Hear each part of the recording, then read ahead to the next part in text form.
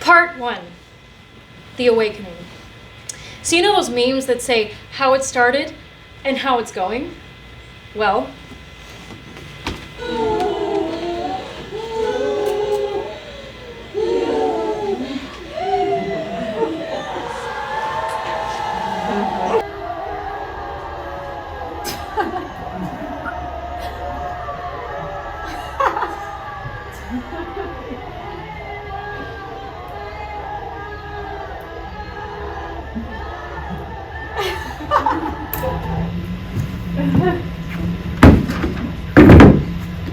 I, of course, have no idea what my thought process or my internal monologue would have been as I came into this world, but it probably looked and sounded a lot like that. When we are born, we cry that we are come to this great stage of fools. I don't really want to tell you about my upbringing, but it's kind of necessary, so I'll keep it short. I had no father. I was raised by my mom and my grandparents. They loved me, but they sheltered me. Hard. Ooh, illustrative example. Okay, who remembers the DreamWorks movie, The Cruise? The one about the cave family that lives by only one rule. Never leave the cave. Tonight, we'll hear the story of Crispy Bear. A long time ago, this bear was alive because she listened to her father, so she was happy. But Crispy had one terrible problem. She was filled with curiosity. No, yes. And then one day, she saw something new and died. Fun story. When you combine an overly protective parental dynamic with a consistent, steady stream of people who bully, reject, abandon, and betray you, what you get is an intense need to be seen and loved and understood that will creep and crawl and bleed into almost every aspect of your life, from childhood all the way into adulthood. And sometimes it will make you downright insufferable to other people. So hey, welcome to my show! Woo! Oh, thank you. I was never one of the cool kids. I was easy to pick on because I was small and awkward. I endured years of bullying all through elementary and middle school. If it wasn't bullying, it was isolation. If it wasn't isolation, it was false friends. And sometimes, I had my family to fill in the gaps. I was always too short, too skinny, too fat, didn't eat enough, ate too much, too loud, too quiet, too immature, too emotional. I could only ever be too much or not enough. Whenever I related to my grandmother that someone had hurt me, after denouncing that person and telling me that I absolutely should not give them any more of my time or energy, she would always say, "You're so pretty, Avery." As if being pretty should have made it impossible for anyone to hurt me. As if being pretty solved everything. As if it made everything okay. She meant well, of course. She was trying to make me feel better, to remind me that I should be confident and not care what anyone else thinks. And besides, they were just jealous. I mean, obviously. But what good is outer beauty if the interior doesn't match? It's hardly surprising that I was a late bloomer in every sense. I didn't get my period until I was 15. Didn't learn to drive till I was 23. Didn't have a car till I was 25. I didn't leave the country for the first time until I was 30. And I didn't experience the kind of deep, visceral, all-encompassing heartbreak that happens when you catch romantic feelings for someone who then abandons you until I was 32.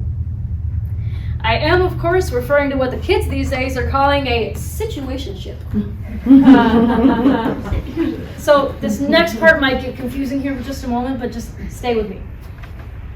I have been in a 16-year relationship with a wonderful, loving, supportive partner. We've been together since I was 18. We have only slept with each other. Our relationship is still changing and evolving. It is not what you would call open, but it's considerably more, we'll say, relaxed than your average cishet relationship. This is where I have been blessed. Okay, I'm gonna gush about him for just a minute. He is a classic Sagittarius. Fun-loving, energetic, dependable. He takes a lot of pleasure in simple things. It's endearing, the way he'll just be standing in the kitchen and suddenly declare, "I fucking love chocolate milk!" Or sometimes when I come home to find an unopened packet of Pop-Tarts on the kitchen counter. He makes me laugh every day. He supports me in everything I do. He keeps me safe. So, I met this new guy in 2020. I know. But he seemed so lovely, so new, so unexpected. He was an artist, a writer, an empath, an Aries. Oh God, what is happening? I don't know what. I am feeling so elated. I don't know what's happening. His eyes, the way he's looking at me, the way that he held me, the way I wanted to be held. We connected at a party. I'd gotten a little bit drunk. I don't drink a lot, so my tolerance is like... At 1 a.m., we were having a great time, and then at 1 a.m., everybody was suddenly asked to leave. And I said out loud to no one in particular, "I can't drive, I've been drinking." And he looked right at me and said, "Oh shit, we gotta make sure you're safe. Can't fuck around with that in Arizona. Come crash at my place and I'll call you a lift in the morning." And I said, "Oh, yes, you're right. I do need to be safe. Please take me to your cave." I mean, yes, thank you. Yes. Someone else was driving us home along with another person. So I was under the impression that the four of us were spending the night together. I'm drunk, it's fine, I'm safe. The four of us will crash or hang out and then crash and it'll be fun. But then, as we were dropped off, they said goodnight. So then, it was just me and him. We talked and then played music until about 5 a.m. and it was cold. As we were falling asleep side by side, I pressed my freezing hands into his warm bicep, and then we were cuddling and it felt so good, so needed. We were both worn out from the day, and we'd found an unexpected safe place to rest with each other.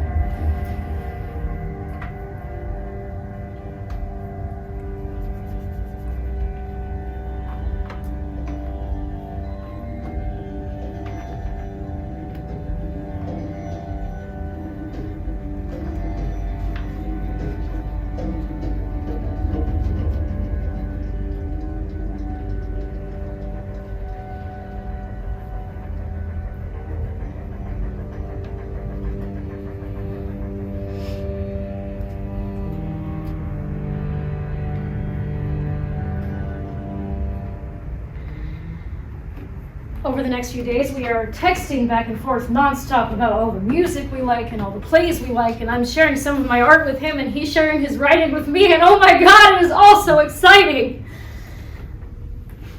I wish you were here.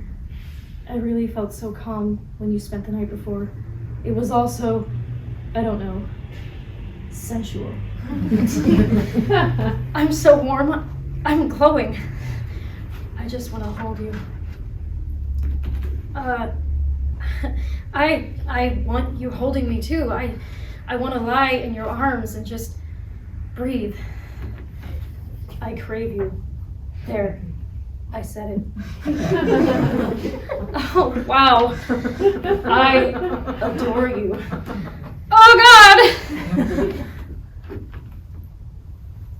I'm so thankful that I know you, and even more thankful that we have this connection. You know what I can't stop thinking about? That moment when I told you that I was just starting to get over my body image issues, and then I said we'd get into that later, and you placed your hand gently on my thigh and looked up into my eyes and said, let's get into it now.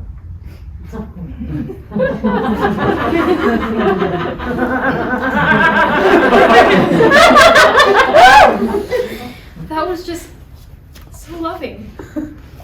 You're a lovable soul, Avery.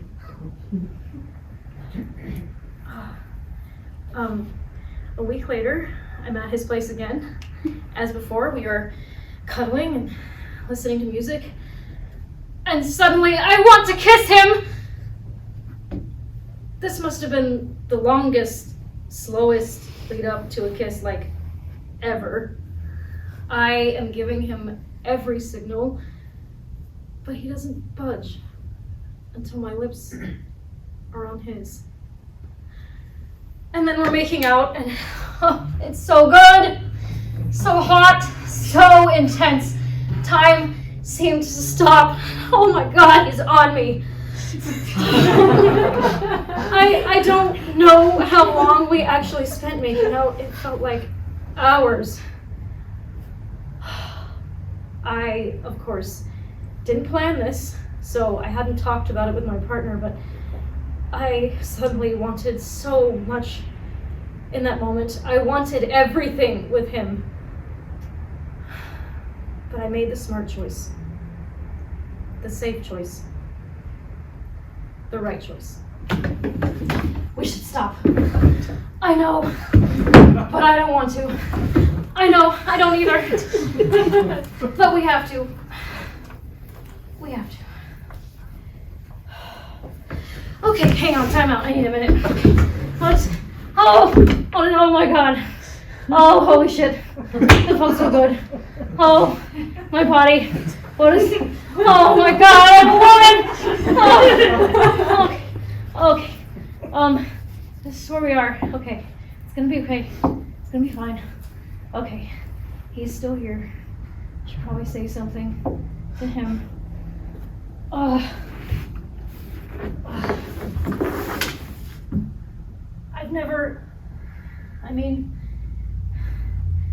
This felt like a dream. This was real. It was real.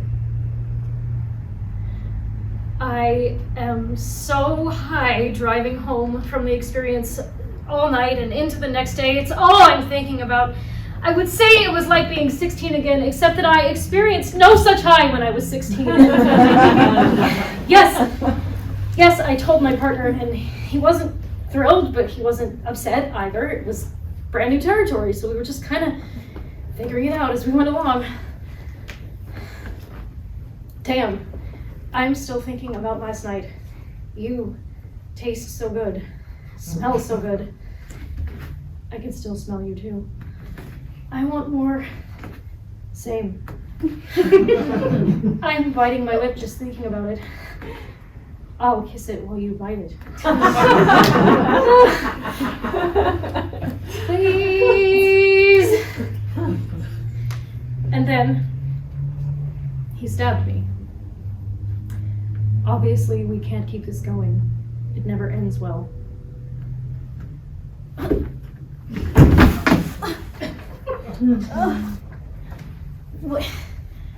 Wait. What? It can't be over already. Just started. What about? No, I need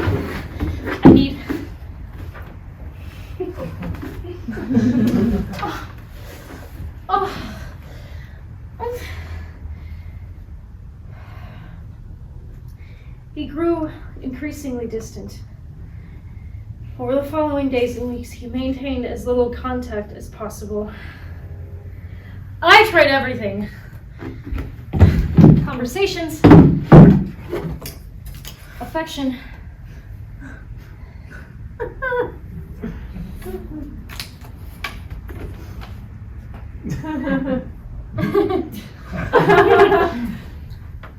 I tried being funny and sexy.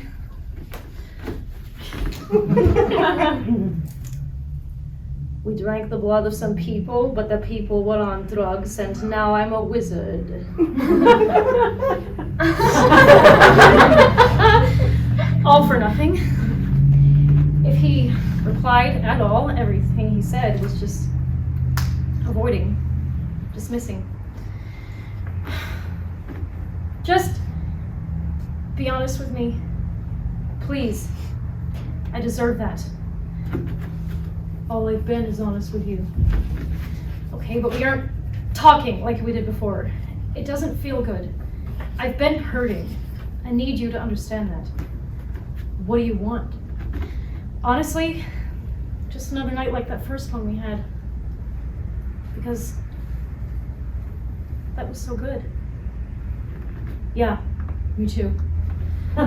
So, do you want me to come over tonight? Followed by several hours of no replies until finally I said, well, it's getting late. I'm tired. I guess I'm going to go to bed and we can catch up another time.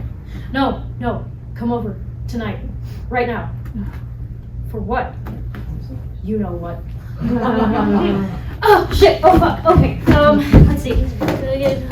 All this and here and then this.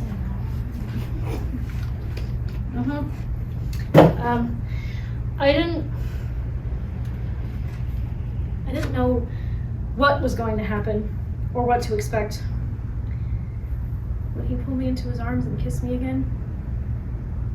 Tell me that he was sorry for ignoring me and being so distant. That the truth was he couldn't stop thinking about me and wanted me so badly that he had to have me right there. Maybe we would just make out again. Was I going to get some kind of actual, real closure? Maybe he would just apologize and send me on my way. But maybe with something resembling kindness, dignity, gentleness, grace, maturity.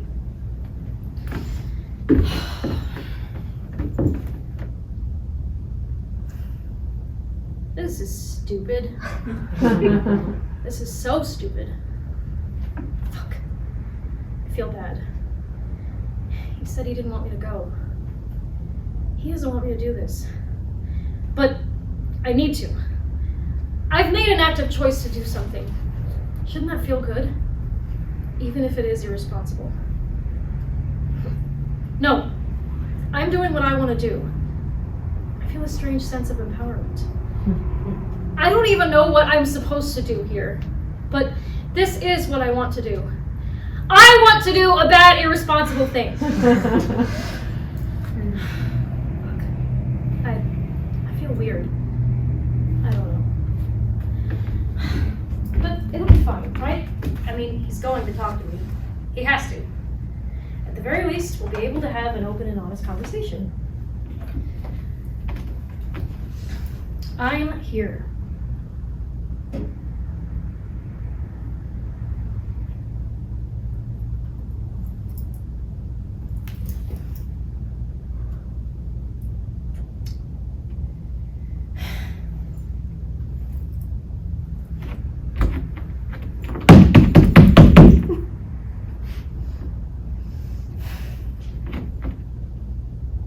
Oh shit, it's unlocked. Okay.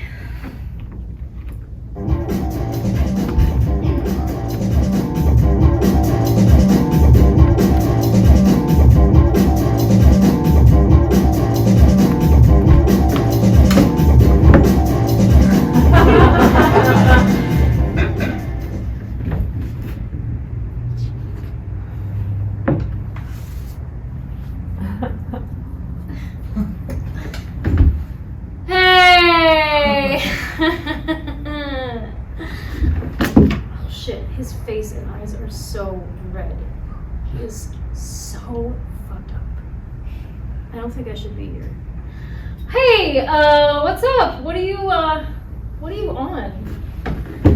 I'm on this. Oh. I mean, shrooms. I took some mushrooms. I figured. Why are you here? Why are you here? You invited me over.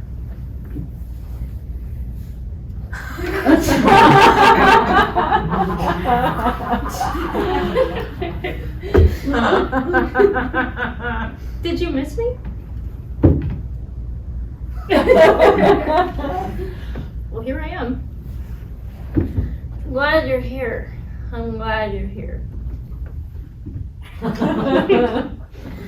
Full disclosure, if I had any hope of sexy time, it had been completely shattered. I was more than happy with just a cuddle at this point. We obviously weren't going to get anywhere with words, so I tried music.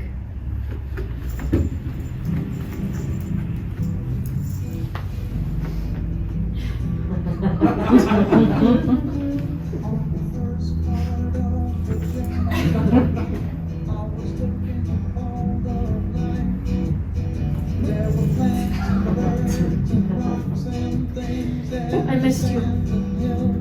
It feels so good to be close to you. This was all I really wanted. How do you feel about me?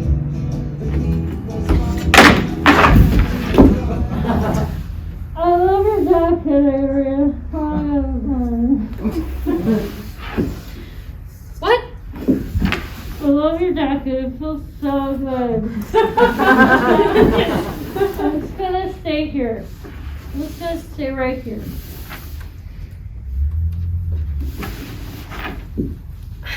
I don't really know what to do here. I've never done this before. I helped him into bed. Then I left.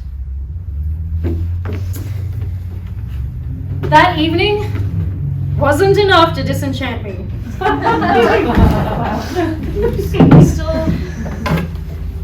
couldn't stop the way I felt about him. I couldn't stop wanting his time, craving his attention. After several long weeks of radio silence, we finally got to have a conversation. That's not how you spell that. I thought about what I wanted him to say. What I've been wanting him to say this entire time.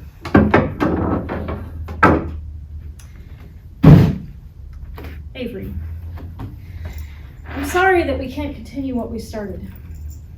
It's not that I'm not into you. I am a little too into you. What I'm not into is non-monogamy. It isn't your fault. I have loved being with you.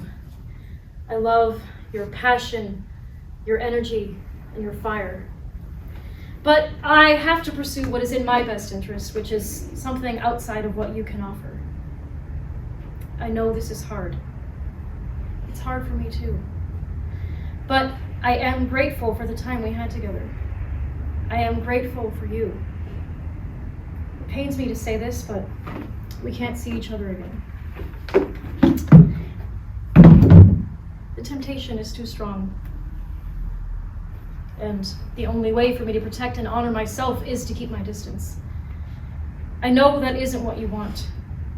I don't want it either, but it is the choice I have to make.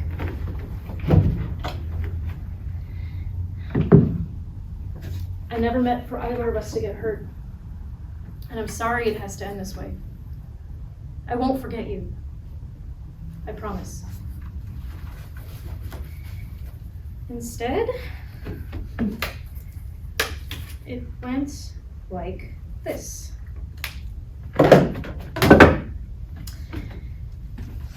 What are your feelings toward me? 100% friendship. But you said we had a connection. I know, but I was going down a road that wasn't leading anywhere, so I just had to get off the road. Okay, can we still hang out? No. Why not? Well, because that's not in line with my traditional values. Okay, can we cuddle? No. Are hugs okay? Yeah, friends hugs. Okay, look, you don't have to be all like, friendship about everything. We can talk about this like adults. We're not in high school. Well, as long as you understand that that's where we're at, I won't say it again. Okay, cool. No, that wasn't it. Had to try it one more time. Just one more. You know, when I asked you what your feelings were toward me and you said 100% friendship, that's really not what I was asking. But what were you asking? You have to be direct with me, otherwise I'm just going to default to assumptions. Okay, 3 questions. Do you have love for me? Do you have space for me? Do you value my presence in your life? Love? Like, what kind of love? Well, at one point you said, I want you to always know that you have my attention and love. So I guess I just mean that. Oh yeah, but I meant like the kind of love you have for a friend. Okay, remember the thing I said about not having to put the word friendship on everything? Look, if you feel I still haven't been clear with you, then there's really nothing else I can say. So we either move on and resolve as friends or we don't. Oh no, you have been perfectly clear. You have to keep me at arm's length because you can't stick your dick in me. Sad. I don't need this in my life. Goodbye. So then he was gone. And then the pandemic was starting.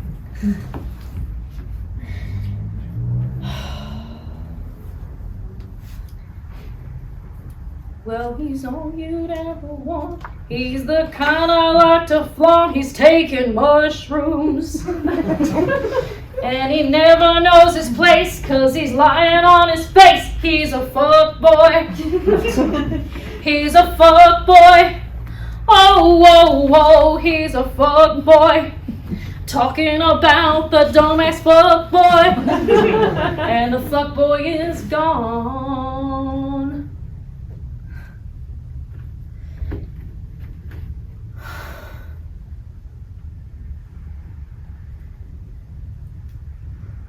Hey, listen.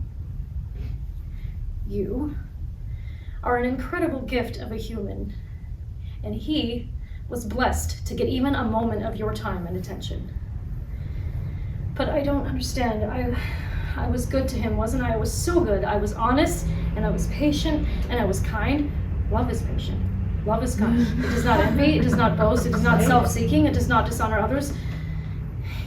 You are an absolute treasure and temple of a human being, and I can't understand why anyone would treat you any different.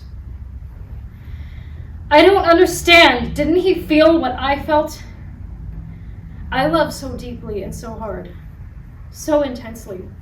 Certainly something must be wrong with him if he can't love me, right? Why didn't he love me?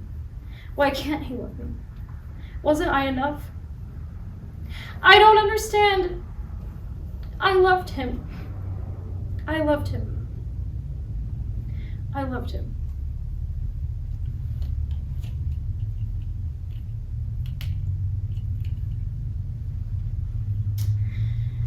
Limerence. Limerence is the state of being infatuated or obsessed with another person, typically experienced involuntarily and characterized by a strong desire for reciprocation of one's feelings, but not primarily for a sexual relationship. There's some part of you that really knows how to love deeply when you can't have something. But it's not love. It's a fever dream that comes out of pain and deprivation and a loss. Closure is a myth. Some things in life just end suddenly or disappear without warning, and we have to accept it. Sometimes these things or people leave an air of mystery behind, or in worse times, they leave an air of abandonment and violation. There is no remedy. Closure is not a conversation, ritual, or ceremony. Closure is a decision you make. Closure is something you create.